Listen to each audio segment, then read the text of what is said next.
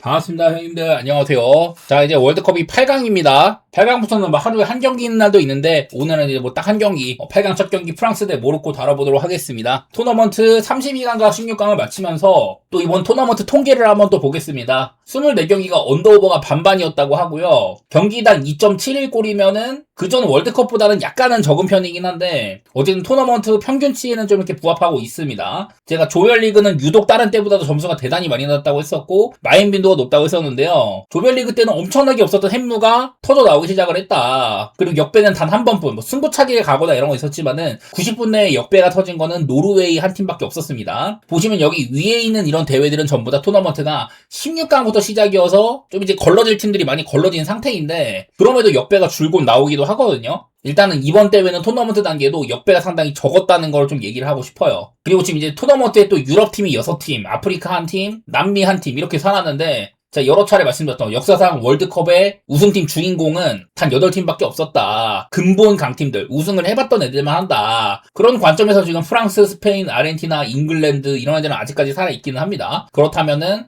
이제 모로코, 벨기에, 노르웨이, 스위스 이런 팀들이 과연 균열을 낼 수 있을 거냐. 저는 얘네들의 라인업부터 사실 좀 가능성이 어렵다고 보고 있는 편입니다. 자, 그래도 일단 오늘 만나는 모로코가 기적의 주인공이죠. 지난 대회 아프리카 최초로 4강에 올랐던 그런 팀이기도 하고, 지난번 대회보다 라인업이 많이 바뀌었거든요. 그때 당시 대단한 활약을 했던 엔네시리라든지 스비진에도 지금 사이스랑 아게르드가 다 없고요. 양 날개였던 부팔이랑 지에시 이런 애들 다 없고요. 암라밭도 지금 이제 후보로 나오고 있는데, 그러니까 이렇게나 라인업이 많이 바뀌었는데도 8강까지 올랐다. 그리고 대회 지금 무패 중이거든요. 지난 대회도 이제 프랑스한테 꺾였었어요. 근데 그 전까지는 사실 엄청난 이변을 또 보였던 팀이기도 하다. 그만큼 지금 이제 모로코가 아프리카의 맹주인 거는 부정할 수 없고, 조직력이나 이런 것들이 굉장히 잘 갖춰져 있는 걸 알 수가 있습니다. 어떻게 보면 네덜란드전을 되게 어렵게 올라갔지만은 캐나다 만나가지고서는 좀 이제 쉬운 경기를 한 편이죠. 물론 이런 경기 초반에는 캐나다의 엄청난 하이프레스, 역습 이런 거에서 고전하는 초반이 있었지만은, 어쨌든 이것도 선취골도 세트피스에서 약간은 좀 운 섞인 것도 나오고, 그 다음에는 상대의 이런 공격적인 모습을 역으로 빠른 전개를 해서 역습으로 수혜를 받습니다, 모로코가. 그런 과정에서 사이바레를 잃긴 했어요. 사이바레가 지금 미네린도 확정이 됐고, 이번 대회에서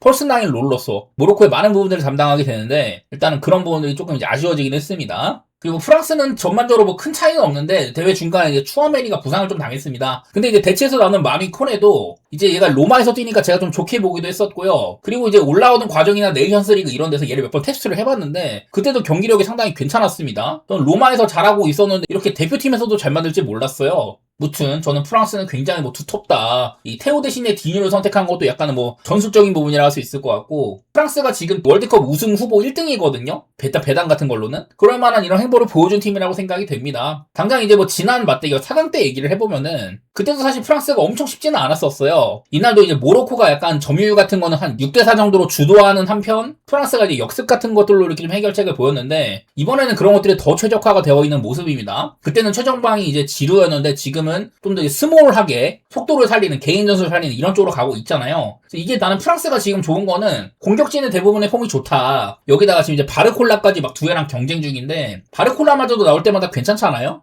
얘네들 개개인별로 일단 압박 같은 것도 성실하게 할 뿐더러 공이 왔을 때 이걸 홀로 전개해낼 수 있는 능력들. 당장 지난번 경기도 되게 답답했던 경기를 데지에르주가 페널티킥을 얻어가지고 이겼습니다. 그런 것들이 꽤나 좋게 봤던 것 같아요. 지난번 대회 때 맞대결 때는 테오의 선제골이 있었지만 사실 과정이 좋았다고 보기는 어려워도 어쨌든 선제골의 의의가 있었고요. 그리고 음바페가 두 번째 골 때는 페널티 박스 안에서 한 3, 4명 사이를 그냥 휘젓는 그런 것들을 보이다가, 그게 이제 튕겨가지고 콜로무아니가 쐐기골을 넣은 바가 있었습니다. 모로코도 여러 가지 찬스들을 많이 만들긴 했는데, 그때마다 프랑스 수비인들이 제대로 된 위치 선정을 보인다든지, 아주 위협적인 것들은 그렇게 좀 막히거나, 아니면은 세트피스에서 이제 오버헤드킥에 골대 맞은 거. 근데 프랑스도 골대만 맞췄으니까 모로코가 사실 이거를 어떻게 변수를 만들기는 좀 어렵다고 생각을 하긴 했었어요. 최종적으로 재능의 차이에서 조금 갈렸다 그렇게 보고 있는데, 물론 이번 대회도 모로코가 굉장히 좋은 거는 맞아요. 라인업이 많이 바뀌었는데도 이 정도 경기라고 보이고, 아마 저는 이 경기도 모로코가 점유율은 가져갈 수도 있다고 보거든요. 근데 사실 오늘 만나는 프랑스는 그런 식으로 해도 됩니다. 본인들이 주도하지 않더라도 오히려 상대가 주도적으로 해줄 때 역습에 대한 강점이 대단히 뚜렷한 팀이에요. 제가 지난번에 네덜란드를 되게 좀 폄하를 하면서,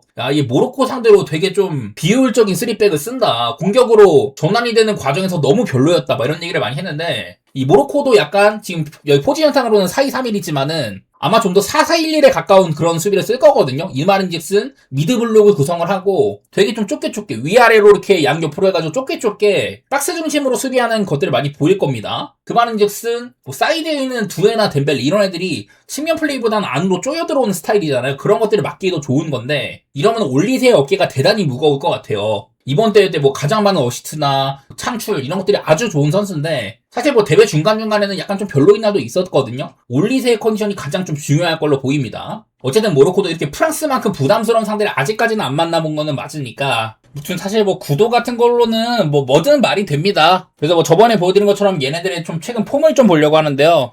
먼저 프랑스 보면은 코트디부아르의 평가전 한번 진 적이 있었습니다만 이번 대회 전부 다 이제 90분 이내 깔끔한 승리를 거둬왔었고 그 전부터 좀 폼이 좋은 편이었었어요. 이 네이션스 리그 파이널 토너먼트 이때는 뭐 스페인한테 사실 좀 터졌다가 많이 추격한 경기가 있었습니다만은 이때까지만 해도 막 프랑스가 유럽 최강이다라는 생각은 많이는 안 들었거든요. 근데 이후 뭐 클럽에서의 여러 선수들의 폼이나 이런 것들이 상당히 좀 좋다고 그렇게 느끼고 있습니다. 그런 것들이 이번 대회로까지 이어지지 않았나. 어떻게 보면 프랑스도 아직까지 이런 명확한 막 콘텐더급을 만나지 않은 것도 있기는 해요. 물론 뭐 모로코도 콘텐더급이냐 그거는 좀 생각해볼 문제지만은 어쨌든 상당히 폼이 좋은 상태고 반대로 모로코는 얘네들은 무승부는 좀 있는 편인데 되게 좀 기나긴 이런 무팽진이 계속되고 있습니다. 당장 뭐 이번 대회도 뭐 승부차기가 뭐 있었다든지 무승부도 있었고 브라질이랑 네덜란드면 어느 정도 좀 컨텐더 근처라고는 봐야 되잖아요. 이런 애들 상대로도 꽤나 뭐 잘 싸운 바가 있었습니다. 무대 자체가 아프리카 예선이다 보니까 이런 데는 좀 쉽게 뚫는다든지 여기 중간에 보면 이제 아프리카 네이션스컵 결승이 있는데 사실상 이거는 좀 이제 패배했던 경기이기는 하죠. 근데 이제 세네갈이 이 모로코의 페널티킥이 불리니까 애를 싹 다 뺐다가 그것 때문에 징계성 몰수패가 된 셈이고요.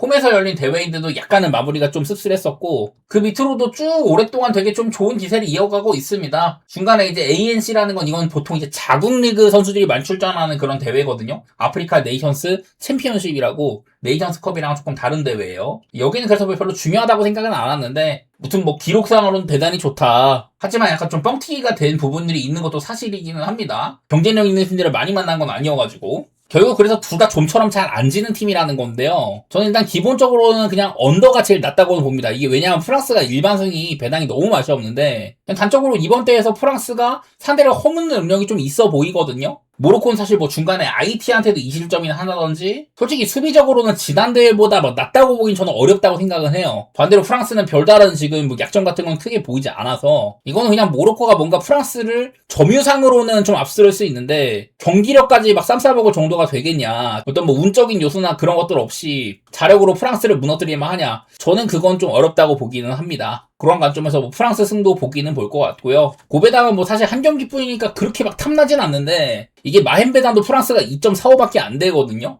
사실 고배당을 본다면 마헨보다는 오히려 이 경기가 무승부로 연장을 갈 가능성 그런 것들을 좀 검토해야 된다고 보는데 무튼 저는 90분 안에 프랑스가 좀 더 우세할 가능성이 있어 보이고 고배당을 본다고 하더라도 아마 햄무 방향으로 보지 않을까 그렇게 생각을 합니다.